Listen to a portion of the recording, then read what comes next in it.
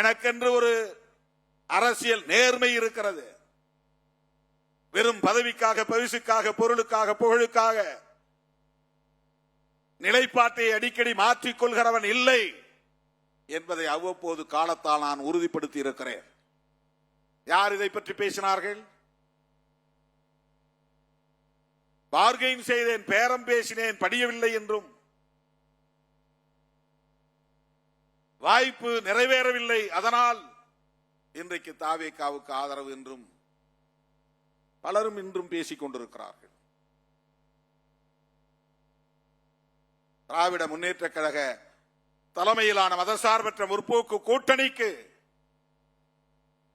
விடுதலை சிறுத்தைகள் கட்சி எந்த வகையிலே துரோகம் இழைத்தது?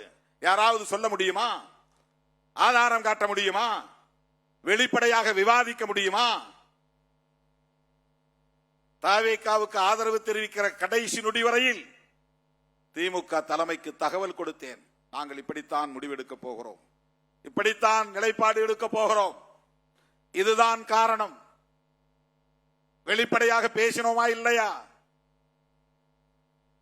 ஒப்புதல் பெற்றோமா இல்லையா? அந்த தோழமையை பாராட்டினோமா இல்லையா? அந்த நட்புறவை சிதைக்க கூடாது என்பதில் உறுதியாக இருந்தோமா இல்லையா? தோழர் ரவிக்குமார் அவர்களும் சிந்தனை செல்வன் அவர்களும் அன்றைக்கு என்னோடு நெருக்கமாக அந்த இடத்திலே தனிமையில் இருந்த போது, சேருவதென்று முடிவெடுத்தால் நீங்களே அமைச்சரானால்தான் தமிழ்நாடு முழுவதும் ஒரு எழுச்சி உருவாகும், அதற்கு நீங்கள் உடன்பட வேண்டும், அதுதான் சிறப்பாகவும் இருக்கும். ஒன்று ஆதரவு தருவதில்லை என்ற நிலைப்பாட்டை எடுக்க வேண்டும். அப்படி இல்லை என்றால் ஆதரவு தருவது என்று முடிவெடுத்தால் நீங்களே அமைச்சராவதுதான் சரியாக இருக்கும் என்ற ஆலோசனைகளை தந்தார்கள். இந்த ஆலோசனை சரிதான், இல்லை என்று நான் மறுக்கவில்லை. ஆனால் அதற்கும் நான் உடன்படவில்லை. என்னை பொறுத்தமட்டில் என்னை பற்றிய தனிப்பட்ட முடிவு, அதை எடுப்பதற்கு எனக்கு தனி அதிகாரம் இருக்கிறது, சுதந்திரம் இருக்கிறது. தோழர் ரவிக்குமார் இடத்திலே நான் சொன்னேன், தனிப்பட்ட முறையில் என்னுடைய கருத்து இது, ஆனால் கட்சி கருத்து என்று இதை நான் திணிக்க மாட்டேன். கட்சி சார்பில் அனைத்து பொறுப்பாளர்களும் இங்கே இல்லை என்கிற போது, பொதுச் செயலாளர்கள் என்கிற முறையில் நீங்கள் இருவரும் சொல்லுகிற கருத்தை நான் ஏற்றுக்கொள்ளுகிறேன் என்று 10 நாட்களுக்கு பிறகுதான் தோழர்களே 9ஆம் தேதி ஆதரவு என்கிற நிலைப்பாட்டை நாம் தனித்து வெளியே இருந்து ஆதரவு தருவது என்கிற நிலைப்பாட்டை மட்டும் அறிவித்தோம். என்றைக்கும் தோழமைக்கு உண்மையாக இருப்போம், நட்புக்கு உறுதியாக இருப்போம்.